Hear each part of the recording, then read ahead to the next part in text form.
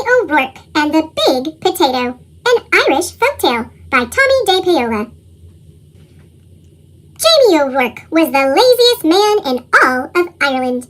He would do anything to avoid working, especially if it had to do with growing potatoes. Jamie O'Rourke, his wife Eileen would say, "We'll have nothing to eat this winter if you don't go out and dig up the praties." "Oh, the saints preserve us," Jamie would whine. "Me back's as sore as can be. Sure as I'm telling you, wife, you'll have to dig them up yourself. I'll break in two if I so much as get out of this bed." So, Eileen, who had done all the planting and watering and weeding anyhow, would go out to the tiny garden and dig up the smallest potatoes in Ireland, all because Jamie was too lazy to dig a larger garden and had no money to buy good potato seed. Then poor Eileen wrenched her back and was laid up in bed. St. Bridget and the Virgin Mary herself must have smiled on Eileen O'Rourke, the village women said. Why, it's the first rest she's had since she married Jamie O'Rourke. With Eileen in bed, Jamie began to worry. No Eileen to dig meant no praties all winter, and no praties meant no food. "Oh, poor me," wailed Jamie. "I'll starve to death. I'd best go to church and confess to the Father O'Malley. There's no telling how soon old death be a-knocking on me door." So, even though it was midnight, Jamie set out for the church. He was about halfway down the hill when he heard singing and a tap-tap-tapping sound. "Sure, and I wouldn't be knowing," Jamie whispered, "but I swear it's a leprechaun." And sure enough, sitting in a circle of ferns in the moonlight was a leprechaun, singing and hammering tiny nails into the heels of the fairy boots he was making. Jamie knew just what to do.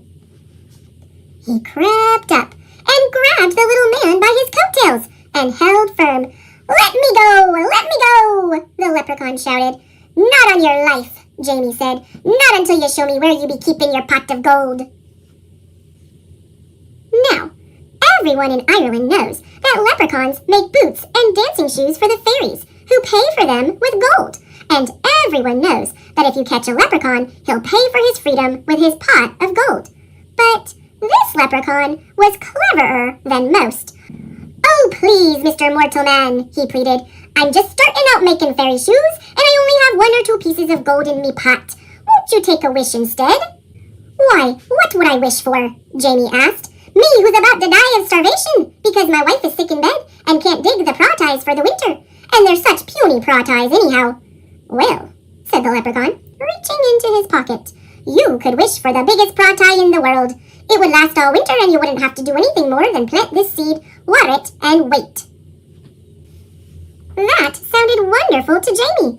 "Done," he shouted, and as the leprechaun dropped the seed into Jamie's hand, Jamie let go of his coattails and off that leprechaun scampered. When Eileen heard what he had done, she was furious. "Jamie O'Rourke, you're not only the laziest man in Ireland, but a fool as well, giving up a pot of gold for a pratie seed." "Well, I'm going to plant this seed and water it, and you'll see," Jamie said, and out he went. And, faith, Eileen did see. In no time at all, the biggest, finest potato plant had sprouted out of the ground, followed by the potato itself. It was so big, it pushed up not only all the dirt in the garden, but the garden shed and the corner of the cottage as well. "Well, surely now it's ready to dig," Jamie said proudly. He hoed all around it, but he couldn't dig that pratie out of the ground. He got a beam and a big rock and tried to pry it out. He pushed and he pushed, but it wouldn't budge. As he was pondering what to do, his neighbor passed by on his way to the village. He couldn't believe his eyes. He couldn't wait to tell everyone in the village what he had seen. And before you knew it, the hill up to Jamie's was filled with villagers coming to see the big potato. "Where did it come from?" they asked. Jamie told them about the lucky night he had caught the leprechaun and how smart he had been. "Why, anyone could have gotten a pot of gold," he bragged. "But the biggest pratie in the world, well, that took some doing." "However did you outsmart a leprechaun?" they all asked at once. Jamie hesitated and scratched his head. "We'll help you dig up your pratie, Jamie, if you'll tell us how you did it." And they grabbed shovels and hoes and started to dig. They dug, and they dug, and they pushed, and they shoved, until the potato flew up out of its hole. It rolled down the hill, faster and faster, until it reached the bottom, where it bounced up high and came to a stop, wedged between the stone walls on either side of the road. What to do now? That pratie is so big that no one, no cart, nothing can get by it, the constable complained to Father O'Malley. How's a body to get in or out of the village? What shall we do? The villagers wailed. Then they all looked at Jamie and said, It's your pratie. You'll have to move it out of our way. Well, Eileen spoke up, there's more than enough pratie for everyone. Why don't you all take some? So the villagers sawed and chopped and carted off huge pieces of potato while Jamie sat on the stone wall and watched. All winter long, everyone had potato to eat, and eat, and eat, until no one wanted to see or hear of potato again. In the spring, Jamie said, I saved a potato eye for a seed, and it's just about time to plant it. Oh, no! The villagers all cried. If you promise not to plant it, Jamie, we'll promise before St. Patrick and all the saints to see that you and Eileen always have plenty to cook and eat. We don't want another giant pratie around here.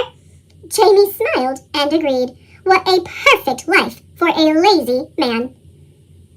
And so you see, darling Eileen, Jamie told her, I wasn't such a fool with that leprechaun after all. And Eileen had to admit that Jamie O'Rourke was right.